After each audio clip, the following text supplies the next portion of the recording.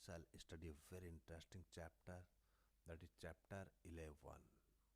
Okay, this chapter 11 बहुत important होने जा रहा है because it is all about our human eye and the colorful world. अब इसमें आप समझ रहे होंगे क्या क्या हो सकता है. तो हम इसमें पढ़ेंगे आई. हमारी जो आई है, हमारा जो बहुत इंपॉर्टेंट हिस्सा है बॉडी का, जिससे हम पूरा कलरफुल वर्ल्ड देखते हैं. ठीक है, तो आइज के क्या क्या पार्ट्स हैं, ऑर्गन्स हैं, वो कैसे हम देखते हैं, सब हम देखते हैं इसमें.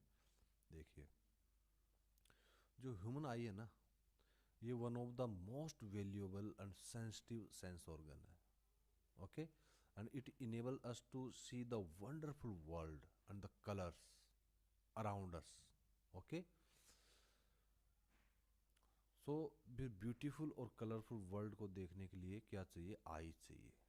ठीक है, तो हमारी जो ह्यूमन आई है ना, ये ह्यूमन आई, हमारी जो ह्यूमन आई है, इट्स लाइक ए कैमरा. एक कैमरे को रिजेंबल करती है, रिजेंबल्स अ कैमरा. जिसका लेंस सिस्टम है, हमारी आई का जो लेंस सिस्टम है, फॉर्म्स एन इमेज, एक इमेज को बनाता है. किस पर बनाता है? On a light sensitive screen, जिसे हम रेटिना बोलते हैं. आप देख रहे हो रेटिना. ठीक है, रेटिना बोलते हैं. अब देखिए आगे, रेटिना कहाँ है? अभी ये जो आप फिगर देख रहे हो, फिगर 11.1 देखिए आप, यहाँ पे ह्यूमन आई का है. ठीक है, तो रेटिना ये रहा, देखो रेटिना. ये क्या है? एक लाइट सेंसिटिव स्क्रीन है. ये पूरी स्क्रीन है, ये जो देख रहे हो आप इधर, ये पूरी स्क्रीन है यार. इसी पे जो इमेज बनती है, इस पे इमेज बनती है ना. अच्छा, अब देखो, the light enters the I through a thin membrane called the cornea.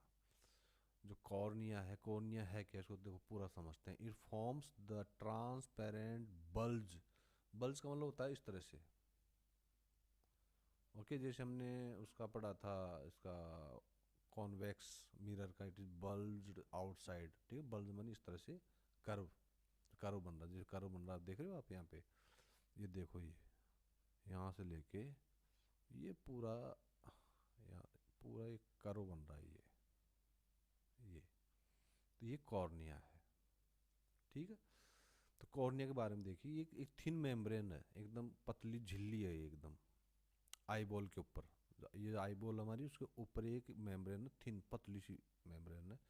तो जो लाइट है ना, यहीं से एंटर करती है. जो लाइट आएगी, इसके अंदर से एंटर करेगी लाइट. ठीक है,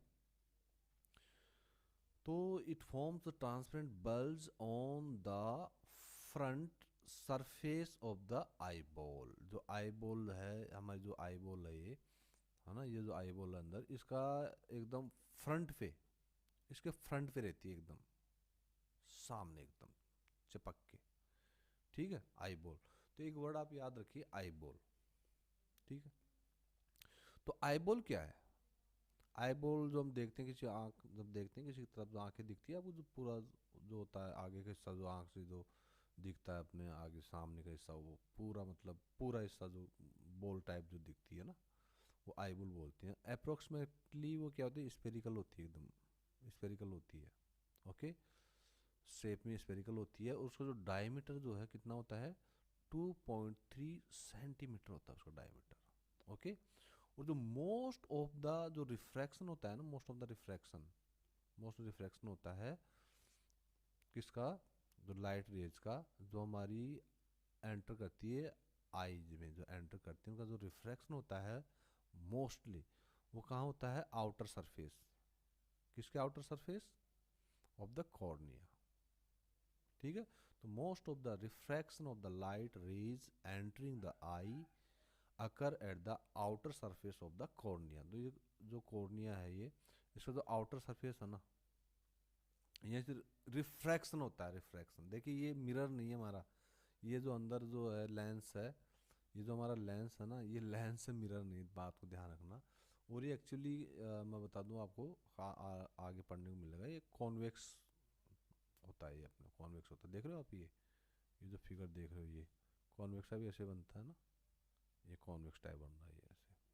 ठीक है, तो most of the refraction of the light rays entering the eye, जो भी लाइट रेज हमारी आई में एंटर करती हैं उनका रिफ्रैक्शन कहाँ अकर होता है, अकर at the outer surface of the cornea. ठीक है, अब देखिए, अब हम बात करते हैं जो लेंसेज की, क्रिस्टलिन लेंसेज। आप स्पेलिंग देख लीजिए क्रिस्टलिन की, क्रिस्टलिन लेंसेज। तो लेंस का अपना, ये मैंने बताया था, आप यहाँ आ जाइए, लेंस आप देख रहे हो, ये ब्लू में मैं खींच रहा हूँ, ये अपना लेंस है, ये वाला लेंस है। ठीक है, क्रिस्टलिन लेंस है। अभी इसके बारे में बात हो रही, क्या है, मियरली प्रोवाइड्स, ये केवल प्रोवाइड करता है क्या, फाइनर एडजस्टमेंट, बहुत ही बढ़िया एडजस्टमेंट ये प्रोवाइड करता है, किस चीज़ का, फोकल लेंथ का, जो कि हमें रिक्वायर होती है फोकस करने के लिए, किसको, ऑब्जेक्ट्स को फोकस करने के लिए। जो ऑब्जेक्ट्स कहाँ प्लेस्ड है, जो डिफरेंट डिस्टेंसेज पे जो ऑब्जेक्ट्स का प्लेसमेंट होता है उनको फोकस करने के लिए ये एडजस्टमेंट प्रोवाइड करते हैं। ठीक है, किसका एडजस्टमेंट, फोकल लेंथ का, फोकल लेंथ के एडजस्टमेंट को ये प्रोवाइड करता है अपना लेंस, ये लेंस। ठीक है, किस पे, different distances on the retina, retina के ऊपर। We find a structure called, एक स्ट्रक्चर कॉल्ड आइरिस।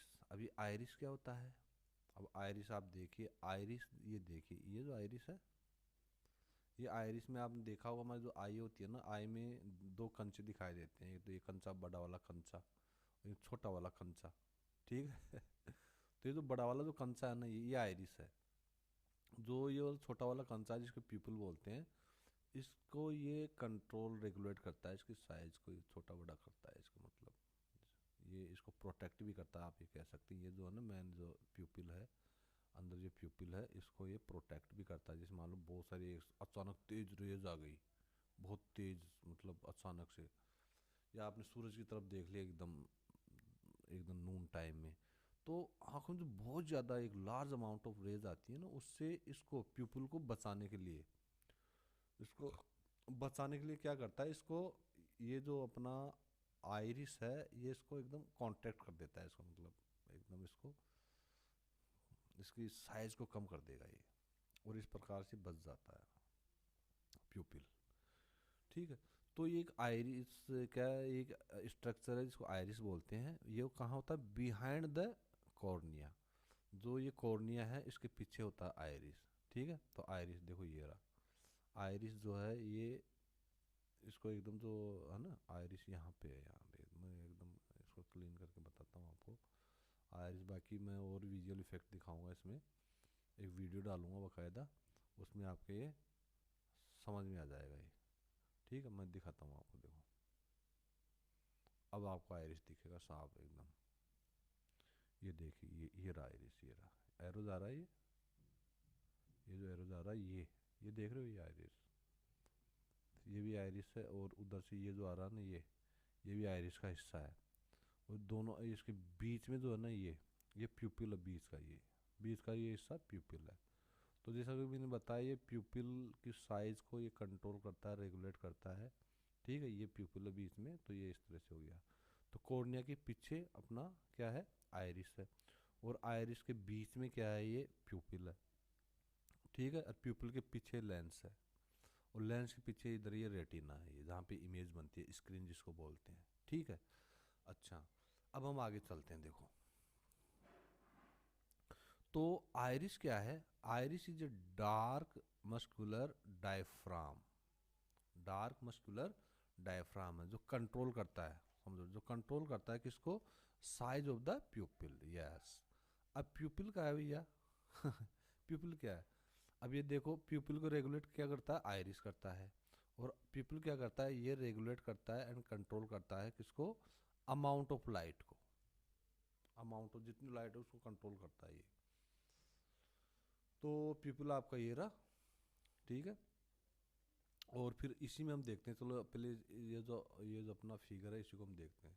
और सीलियरी मसल्स, सीलियरी मसल्स का क्या काम है, सीलियरी मसल्स ये रही, देख रहे हो आप, ये ऊपर, ये ऊपर और ये नीचे सीलियरी मसल ये क्या करती है, जो लेंस है ना, लेंस, सीलियरी मसल्स क्या करती है, ये जो मसल्स है सीलियरी मसल्स, ये जो लेंस है हमारा, आई जो लेंस है, आई लेंस है, इस आई लेंस को एक्सपांड मतलब करने में और सिकुड़ाने में, कॉन्ट्रैक्ट करने में, तो एक्सपांड करवाती है इसको, ई एक्स पी एंड एक्सपांड, दूसरा वर्ड आप याद रखिए कॉन्ट्रैक्ट, CONTRACT,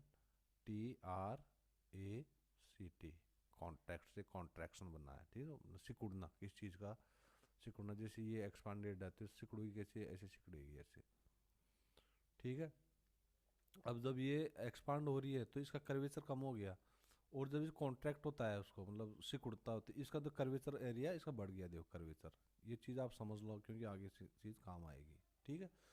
तो अब आप ये समझिए यहाँ पर जो अपना जो प्यूपिल होता है, प्यूपिल को क्या कंट्रोल करता है, साइज को आइरिस करता है, आइरिस, और जो अपना आई लेंस होता है, ठीक है, इसको कंट्रोल क्या करता है, ciliary gland, CILI, ciliary, ARY, ciliary muscles करती हैं इसको, MUSCLES, ठीक है। तो ये इस तरह से आप जोड़ा बना के याद कर सकते हैं, हालांकि मैंने रिटर्न में नोट्स ही बनाए हैं, उसमें आपके और क्लियर हो जाएगा, लेकिन बुक की हेल्प से आपको समझाना पहले बहुत ज़रूरी है, उसके बाद में आपके मेरे नोट्स जो है एग्ज़ाम के टाइम में फटाफट फटाफट रिवाइज करने के लिए काम में आ जाएंगे। अब देखिए, तो जो प्यूपिल है ना, ये प्यूपिल है तो रेगुलेट करता है एंड कंट्रोल करता है amount of light entering the eye, जो हमारी आई में एंटर करते हैं। जो आई लेंस हैं forms an inverted real image, inverted real image ये बनाते हैं, देखिए अभी एग्जाम में आ सकता है कि जो आई लेंस किस तरह की इमेज बनाते हैं, तो आप भी कर सकते हो, इन्वर्टेड रियल इमेज बनाते हैं ये, किसकी, ऑब्जेक्ट की। तो अब आपको याद आ रहा होगा कि हमने वो लेंसेज की बात, हमने एक तो कॉनकेव मिरर की बात की थी, है ना, कॉनकेव मिरर, और दूसरी तरफ हमने बात की थी इसी के साथ में कॉन्वेक्स लेंस की हमने बात की थी, ठीक है, मैं आपको चैप्टर नंबर 10 में कौन, तो ये दोनों में हमने देखा था कि 6 पोजिशंस थी ऑब्जेक्ट की, तो उसमें जो 1 से लेके 5 तक जो पोजिशंस थी, उसमें जो ऑब्जेक्ट की जो नेचर ऑफ इमेज क्या होती है, यही होती है inverted and real image. Inverted माने तो उल्टी, इन्वर्टेड माने तो उल्टी, जैसे जैसे मान लीजिए आप ये ए बी ऑब्जेक्ट है, ठीक है, तो इसकी इमेज कैसे बनेगी, ऐसे बनेगी इसकी इमेज, इन्वर्टेड बनेगी, ये इसकी इमेज है, तो इन्वर्टेड और रियल इमेज बनेगी ऑब्जेक्ट की, इस पे ऑन द रेटिना। अब फिर आप देखिए रेटिना की, हम फिर यहाँ बात करते हैं रेटिना की, ठीक है। रेटिना क्या है, एक डेलिकेट बहुत ही नाजुक मेम्ब्रेन है, झिल्ली है, हैविंग, जिसमें enormous number of light sensitive sales, light sensitive sales इसमें होती है बहुत सारी, किसमें, रेटिना में। तो ये आपको याद रखना, जो रेटिना जो है ना, रेटिना में बहुत सारी क्या होती है, लाइट सेंसिटिव सेल्स होती है इसके अंदर, ये बार बार मैं इसलिए लिख रहा हूँ ताकि आपको यार भूलो नहीं, लाइट सेंसिटिव, लाइट से बहुत सेंसिटिव होती है, बहुत ज़्यादा लाइट आएगी तो मतलब रिएक्शन देगा, कुछ सिकुड़ेगा कुछ करेगा ना, तो लाइट सेंसिटिव सेल्स होती है उसके अंदर। ये सेल्स दो तरह की होती है, हम आगे पढ़ेंगे इसमें, है ना। तो रेटिना क्या, तो बहुत ही डेलिकेट मेम्ब्रेन होती है जिसमें लाइट सेंसिटिव सेल्स होती हैं। अब देखिए सेल्स क्या करती हैं, ये जो सेल्स हैं एक्टिवेटेड हो जाती हैं, गेट एक्टिवेटेड कब, अपॉन इल्यूमिनेशन, जब भी रोशनी या लाइटिंग तेज होती है, इल्यूमिनेशन पे लाइट पड़ती है, जैसे ही इल्यूमिनेशन होता है तो ये एक्टिवेटेड हो जाती हैं और जनरेट करती हैं, क्या जनरेट करती हैं, इलेक्ट्रिकल सिग्नल्स, ठीक है। तो ये सब रेटिना में हो रहा है ये, जैसे ही रेटिना क्या है कि स्क्रीन है जिस पे इमेज बनती है, ठीक है।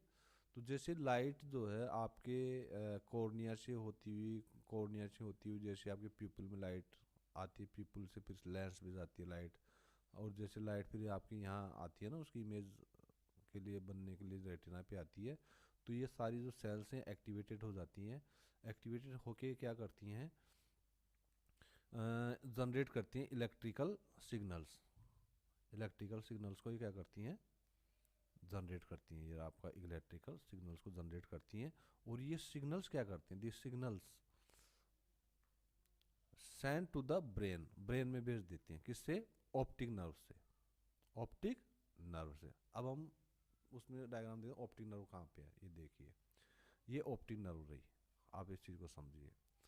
अब ये रेटिना, रेटिना में क्या होता है, हमने देखा कि लाइट सेंसिटिव इसमें सेल्स होती हैं बहुत सारी। तो जैसे लाइट यहाँ पड़ती है रेटिना के ऊपर, तो वो जो सेल्स एक्टिवेटेड हो जाती हैं और एक्टिवेट होके जनरेट करती हैं, क्या जनरेट करती हैं, इलेक्ट्रिकल सिग्नल्स। और वो इलेक्ट्रिकल सिग्नल्स कहाँ पहुँचते हैं, ब्रेन के पास पहुँचते हैं, किसके थ्रू, ये ऑप्टिकल नर्व्स है इसके अंदर, ये इसके थ्रू अपने ब्रेन में पहुँच जाती है फिर ये, ठीक है। तो रेटिना को आप तीन चीज़ों से कनेक्ट कर सकते हैं। रेटिना हो गया, ये क्या है, एक स्क्रीन है और एक बहुत ही डेलिकेट मेम्ब्रेन है, और इसमें बहुत सारी जो लाइट सेंसिटिव सेल्स होती हैं जो एक्टिवेटेड हो जाती हैं, जैसे इल्यूमिनेशन होता है, लाइटिंग आती है इस पर, ठीक है।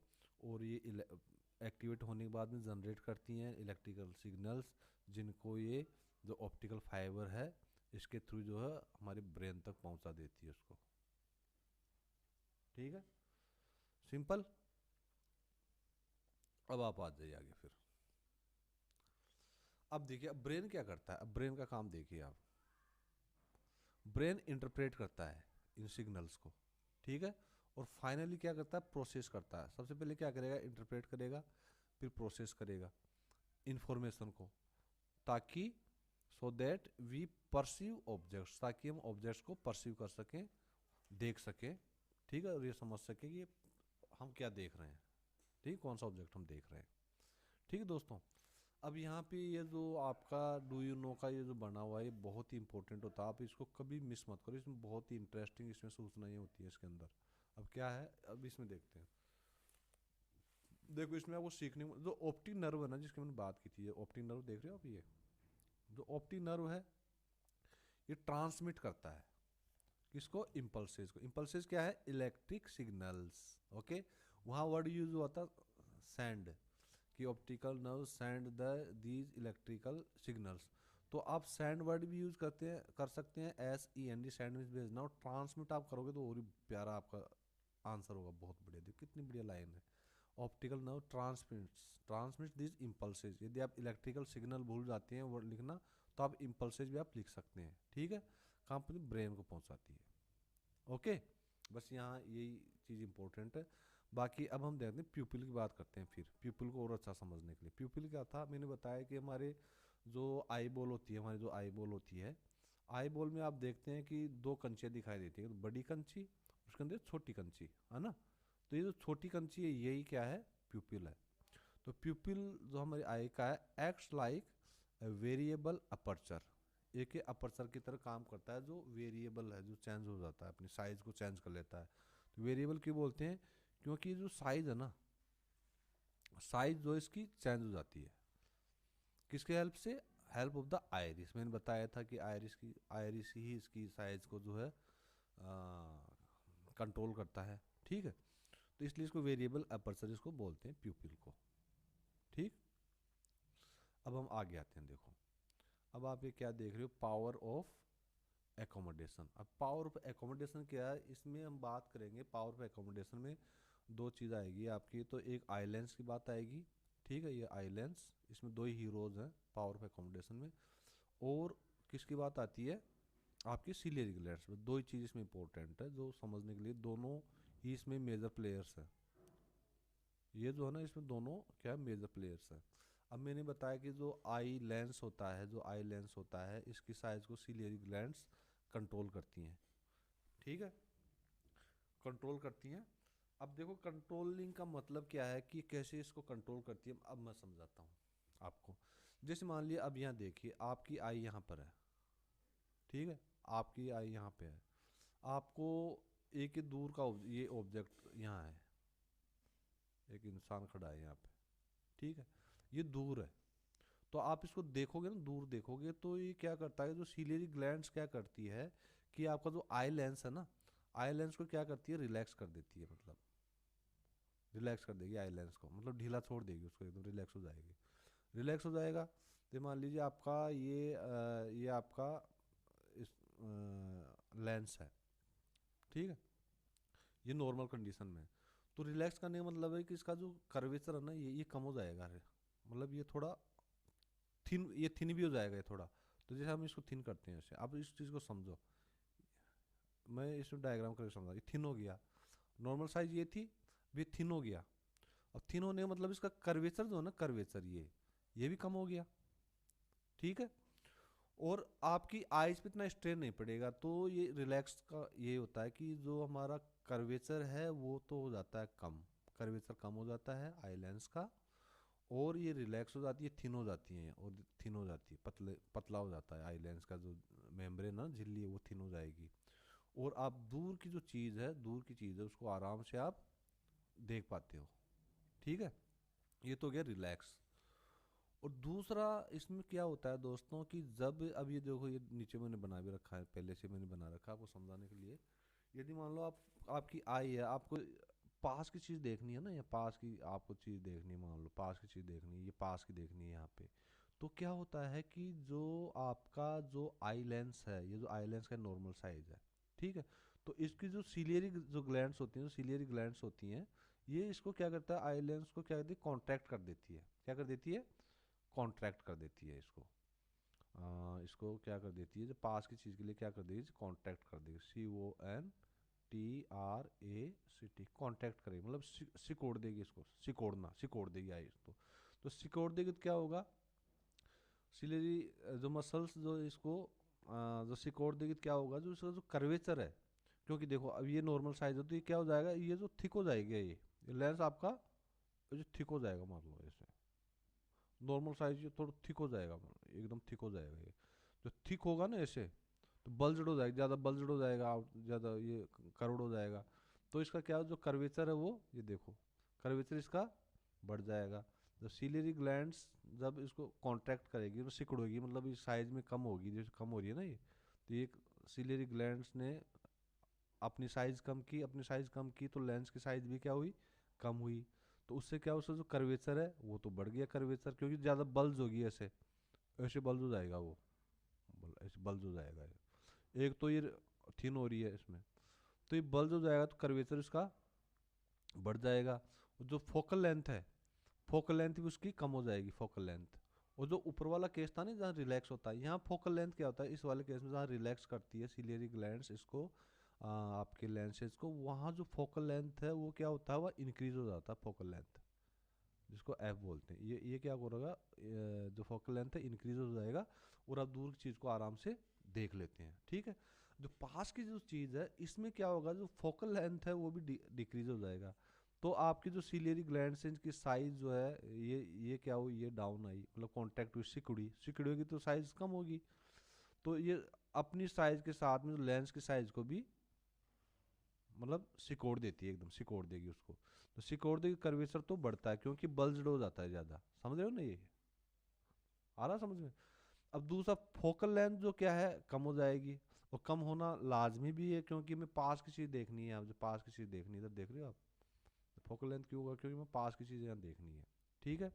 अब जो आई लेंस है, आई लेंस आपका थिकर हो जाएगा, जब बल्ज हो जाएगा तो थिकर हो जाएगा, ज़्यादा मोटा हो जाएगा, ये इस वाले केस में पतला हो गया था, है ना, जैसे ये पतला हो गया, जैसे ये रिलैक्स होगा तो इसे पतला हो जाएगा थोड़ा, साइज थोड़ी इसकी एक्सपांड हो जाएगी, बढ़ जाएगी, और आई मतलब ये रिलैक्स हो जाएगा। तो और जैसे ये कॉन्टैक्ट सिकुड़ता है तो क्या होगा, ये थिक हो जाएगा, ठीक है। और इससे क्या है, जो नियर जो ऑब्जेक्ट्स हैं वो क्लियरली विजिबल होती है, नियर ऑब्जेक्ट्स। तो आप इन चीज़ों को समझिए, क्या फंक्शनिंग, मतलब क्या सिस्टम है। हमें दूर देखना तो सिलियरी ग्लैंड्स क्या होगी, रिलैक्स हो जाएगी, रिलैक्स हो जाएगी।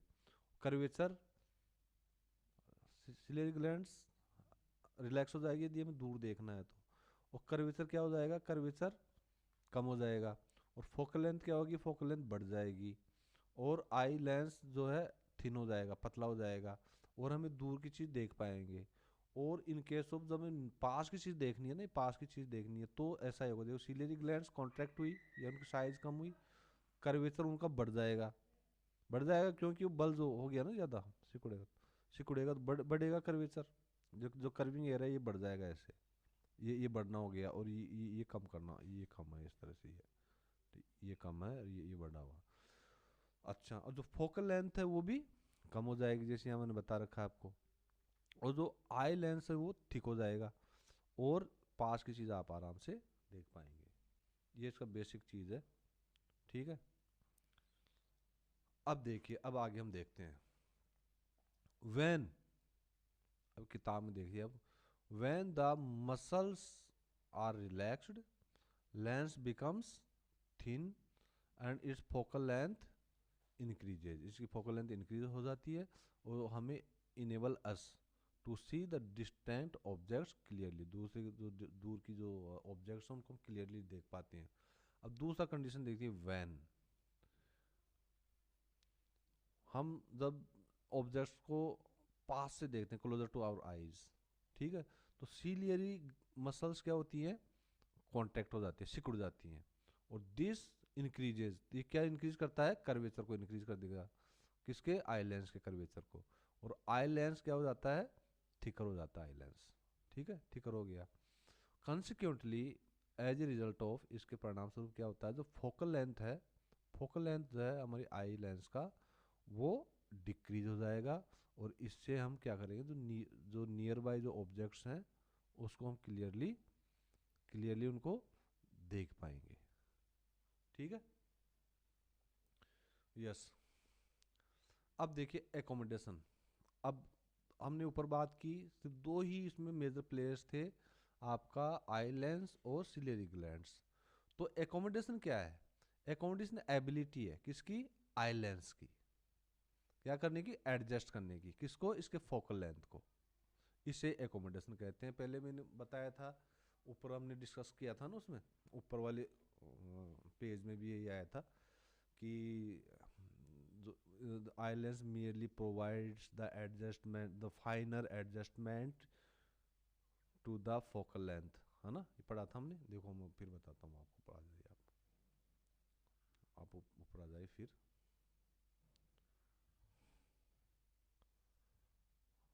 एक, हाँ,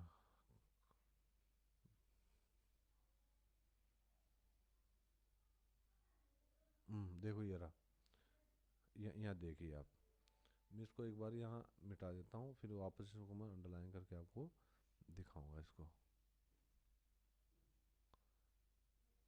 ये जो है ना,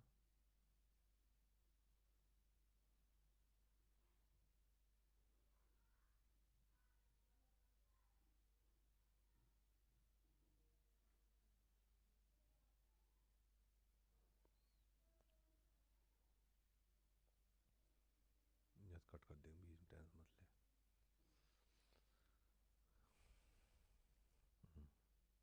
देखिए, ये देखो, ये इसकी बात कर रहा था मैं, जो crystalline lens merely provides the finer adjustment of focal length required to focus the objects at different distances on the retina।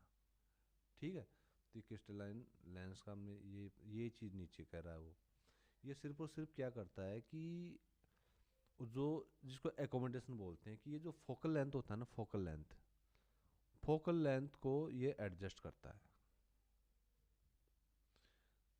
ठीक है, जैसे हमें दूर की चीज़ देखनी है, डिस्टेंट ऑब्जेक्ट को हमें देखना है, जो काफ़ी डिस्टेंट ऑब्जेक्ट है उसको देखना है, डिस्टेंट ऑब्जेक्ट को, तो क्या करेगा ये अपने आप में रिलैक्स हो जाएगा ऐसे, और इसका कर्वेचर कम कर लेगा ये, और ये पतला हो जाएगा, थिन हो जाएगा। अब इसको नियर बाई ऑब्जेक्ट देखना है, नियर बाई ऑब्जेक्ट देखने है, तो ये कैसे एडजस्ट करेगा, कैसे एकोमोडेट करेगा खुद को, कि ये अपने आप को थोड़ा ये सिकुड़ जाता है ऐसे, ठीक है, और ज़्यादा बल्ज्ड हो जाता है, अपना कर्वेचर बढ़ा लेता है, और ये थिक हो जाता है। ठीक है, और अपने फोकल लेंथ को ही कम कर लेता है, यहाँ पे फोकल लेंथ को ही ज़्यादा कर लेता है डिस्टेंट ऑब्जेक्ट के लिए, जो डिस्टेंट ऑब्जेक्ट को हम देखें तो यहाँ यहाँ फोकल लेंथ को ज़्यादा कर लेता है, और नियर बाई ऑब्जेक्ट के लिए देखने के लिए क्या कर, अपने फोकल लेंथ को कम कर लेता है ये। तो ये इस तरह जो एडजस्टमेंट करता है, उसी को हम क्या बोलते हैं, एकोमोडेशन। तो ये क्या कह रहा है यहाँ पर, तो crystalline lens merely provides the finer adjustment of focal length, जो फोकल लेंथ है उसका एडजस्टमेंट करता है। रिक्वायर्ड किसके लिए रिक्वायर्ड, जैसे हमें डिस्टेंट ऑब्जेक्ट को देखना है तो उसके लिए क्या रिक्वायर्ड है कि रिलैक्स हो और अपना कर्वेचर को कम करे, ठीक है, और अपना जो फोकल लेंथ को बढ़ाए, इसके लिए ये रिक्वायर्ड है डिस्टेंट ऑब्जेक्ट के लिए। नियर बाय ऑब्जेक्ट के लिए क्या रिक्वायरमेंट रहती है कि अपने ये फोकल लेंथ को कैसे एडजस्ट करे, तो इसलिए फोकल लेंथ को इसको कम करना पड़ेगा फोकल लेंथ को, और फोकल लेंथ को कम करने के लिए इसको सिकुड़ना पड़ेगा, इसको कॉन्ट्रैक्ट होना पड़ेगा इस तरह से, ठीक है। इट रिक्वायर टू कॉन्ट्रैक्ट, और जब ये कॉन्ट्रैक्ट होगा तो इसका जो फोकल जो लेंथ है वो भी कम होगी, और जो कॉन्ट्रैक्ट होने का परिणाम स्वरूप क्या होगा कि ज़्यादा बल्जड हो जाएगा, ऐसे ज़्यादा बल्जड हो जाएगा, और बल्जड होने का मतलब है ये ज़्यादा थिक भी हो जाएगा। ये है, आ गई समझ में।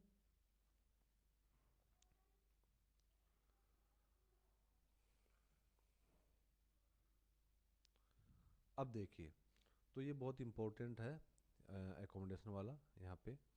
How ever focal length of eye lens can not be decrease below a certain minimum limit. देखो अब ये भी नहीं कि हम बहुत ज़्यादा इसको डिक्रीज कर ले, ऐसा संभव बिल्कुल नहीं है, क्योंकि जब आप ट्राई करेंगे, try to read a printed page, एक प्रिंटेड पेज को आप रीड करने की कोशिश करेंगे by holding it very close to your eyes, आपकी आईज के बहुत पास में रख कर, तो आप क्या देखेंगे, you may see image being blurred, एकदम धुंधली हो जाएगी, इमेज ब्लर्ड हो जाएगी एकदम, ठीक है। या फिर you will feel strain in the eye, या आँख में बहुत जोर पड़ेगा, दबाव पड़ेगा। तो to see an object comfortably, एक चीज़ को कंफर्टेबली देखने के लिए और डिस्टिंक्टली एकदम क्लियरली क्लियरली देखने के लिए, you must hold it at about 25 meter from the centimeter from the eyes. यदि आपको किसी चीज़ को एकदम क्लियर डिस्टिंक्टली देखना है, ठीक है, डिस्टिंक्टली देखना है और कंफर्टेबली देखना है, तो उसकी डिस्टेंस कितनी होनी चाहिए आई से, 25 सेंटीमीटर। और इसी को बोलते हैं, इसी को बताऊँ क्या बोलते हैं, इसी को बोलते हैं लिस्ट डिस्टेंस, इसी को बोलते हैं list distance of the distinct vision, इसको ये बोलते हैं, ठीक है। या फिर इसको दूसरा वर्ड आप ये बोल सकते हो near point of the eye, okay. और ये किसके लिए, young adult with normal vision, या यंग नहीं कोई भी हो, ह्यूमन बीइंग हो, लेकिन उसका नॉर्मल विजन होना चाहिए, कंडीशन ये है, वो उसी के लिए 25 सेंटीमीटर है, ठीक है। तो इसी प्रकार जो नियर पॉइंट ऑफ आई कितना है, 25 सेंटीमीटर। क्यों है, क्योंकि इस डिस्टेंस पे we can see the objects very comfortably and distinctly देख सकते हैं। अब देखिए, अब हम बात करेंगे फारदेस्ट पॉइंट की, जहाँ तक हमारी आई जो है ऑब्जेक्ट को देख सकती है, क्लियरली देख सकती है, उसको बोलते हैं far point of the eye, okay. The farthest point up to which the eye can see objects clearly is called far point of the eye. और ये क्या होता है, इन्फिनिटी होता है, infinity, far point of the eye का infinity, अनंत दूर तक, इसके लिए नॉर्मल आई के लिए, for a normal eye. You may note here normal eye जो होता है can see objects clearly which are between 25 centimetre and infinity. In other words आप ये भी कह सकते हो जो नॉर्मल आई है किसी ऑब्जेक्ट को देख सकती है clearly and comfortably, which is between the near point of the eye and the far point of the eye. Near point of the eye क्या है, 25 सेंटीमीटर है, और far point of the eye क्या है, इन्फिनिटी है। तो जो भी ऑब्जेक्ट जो है वो इन दोनों के बीच में होगा, near point of the eye और फार पॉइंट ऑफ द आई, उनके बीच में जो भी ऑब्जेक्ट होगा उसको आप क्लियरली देख सकते हैं और कंफर्टेबली आप देख सकते हैं, ठीक है, कंफर्टेबली एंड डिस्टिंक्टली आप देख सकते हैं उसको। अब देखिए, समटाइम्स क्या होता है, जो क्रिस्टलाइन जो लेंस है हमारे लोगों का, वो ओल्ड एज में क्या हो जाता है, मिल्की हो जाता है, दूधिया हो जाता है एंड क्लाउडी हो जाता है, बादलों जैसा हो जाता है, मतलब बादल मिल्की और हो जाता है। क्रिस्टलाइन जो लेंस है इसकी बात हो रही है, ठीक है। कौन से पीपल जो ओल्ड एज में हो जाते हैं, ओल्ड एज के हो जाते हैं, तो इस कंडीशन क्या बोलते हैं, कैटेरैक्ट। कैटेरैक्ट की कंडीशन आती है तो आपका जो आई लेंस है, ठीक है, जो आई लेंस है इसमें दो वर्ड, एक तो मिल्की, मिल्की और क्लाउडी हो जाता है। इसको हम कैटरेक्ट बोलते हैं। इस कंडीशन क्या बोलते हैं? कैटरेक्ट, CATARACT, आप यहाँ देख सकते हो। एंड दिस कॉजेज पार्शियल और कंप्लीट लॉस ऑफ विजन। इससे आंशिक या पूरी तरह से आप जो है आपको दिखना आपको बंद हो सकता है। बट देखो ये अच्छी बात है, ये आप हो सकते हैं कि it is possible to restore vision, लेकिन ये पॉसिबल है आपके विजन को वापस रेस्टोर करना, कि आप वापस देख पाओ। इसके लिए क्या करना पड़ेगा आपको? You have to go through a cataract surgery. Cataract surgery होगी तो आप अपने विजन को वापस ले सकते हैं।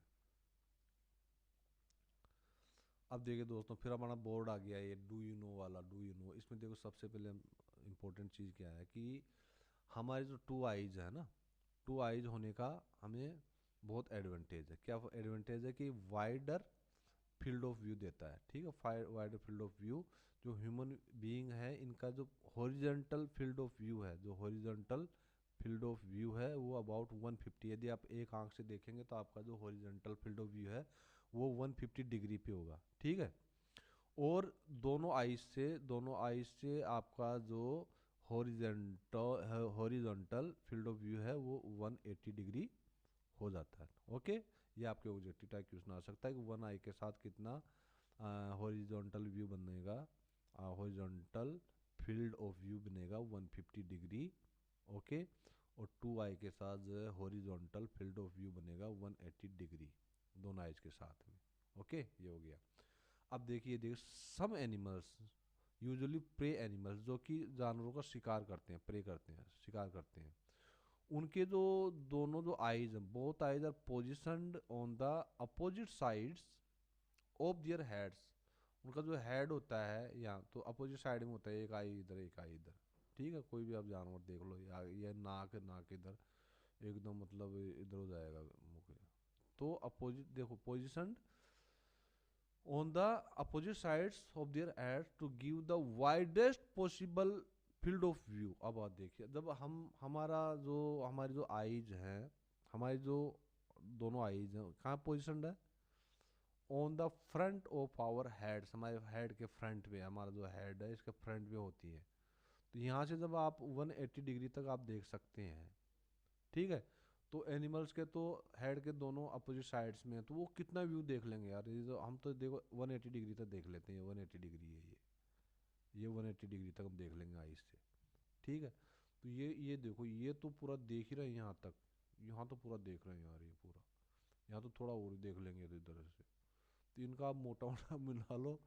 अब 360 डिग्री तो नहीं देख सकते क्योंकि पीछे तो इनकी खोपड़ी आ गई, पीछे कैसे देखेंगे? यहाँ तक देख सकते हैं, यहाँ तक थोड़ा ब्लड सा। तो 360 ये मुझे लगता है ये है ना आराम से 280 के अराउंड ही देख सकते हैं, 280 या 300 डिग्री तक देख सकते हैं। मतलब वाइडेस्ट पॉसिबल का कह रहा हूँ, widest possible field of view. But हमारी जो आईज हैं पोजिशनड है on the front of our heads. तो इस प्रकार से reduces our field of view. तो फील्ड ऑफ व्यू हमारा क्यों कम हो जाता है? Because our two eyes are positioned on the front of our heads. Front of our heads, हमारे हेड्स के फ्रंट पे पोजिशन होती है इनकी। ठीक है, in favour of what is called stereopsis. Okay, stereopsis का मतलब समझते हैं आप? स्टीरियोप्सिस इसका मतलब होता है, स्टीरियोप्सिस का मतलब होता है बाइनोकुलर विजन। इसका मतलब ये कह रहा है CULAR, बाइनोकुलर विजन। तो बाइनोकुलर आपने खरीदा होगा, जिसमें दो होते हैं ऐसे। तो ये दोनों जो आईज हैं एकदम क्या फ्रंट में है दोनों, जो दो भी लेंस है, जो आप बाइनोकुलर लेंस लेके आते हो ना कुछ चीज़ें देखने के लिए। कोई लोग तो मतलब अपना दृश्य देखेंगे, घूमने जाएंगे तो ऐसे बाइनोकुलर लेके जाते हैं वो। ठीक है, ये बाइनोकुलर हो गया था वो।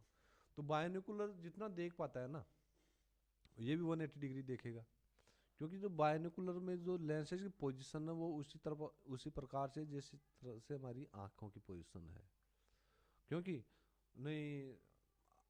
ठीक है, तो इसीलिए जो है स्टीरियोप्सिस वाला सिस्टम हम नेचर ने हमको दिया है। ठीक है, अब ये देखो, अब ये देखो, शट वन आई, एक आई आप क्लोज करोगे तो world looks like flat, two dimensional दिखेगा आपको वर्ल्ड। और यदि आप बोथ आइज, दोनों आइज को आप ओपन करेंगे तो वर्ल्ड कैसा दिखेगा, tax on the third dimension of depth, इसमें 3D मतलब 3D लुक दिखेगा वर्ल्ड का। दैट इज जो थर्ड डायमेंशन डेप्थ का। देखो, टू डायमेंशन क्या होता है मैं समझाऊँ, 2D क्या होता है, ये होता है लेंथ और ब्रेड्थ होती है। ठीक है, इसमें क्या नहीं होती, 2D में क्या नहीं होता, 2D में डेप्थ नहीं होती, डेप्थ नहीं होती। तो आप जब वन आई से आप देखोगे, वन आई से आप देखोगे तो आपको 2D वर्ल्ड नजर आएगा, मतलब लेंथ और ब्रेड्थ ही नजर आएगी आपको। लेकिन यदि आप दोनों आई से आप देखते हो, दोनों आई से आप देखते हो ना, दोनों से आप टम टम करके देखोगे, तो जो थर्ड डायमेंशन है, थर्ड डायमेंशन कौन सा, डेप्थ वाला, ये भी आपको नजर आएगा इसमें दोनों आई से। ठीक है, इसका कहने का मतलब ये है। अब हम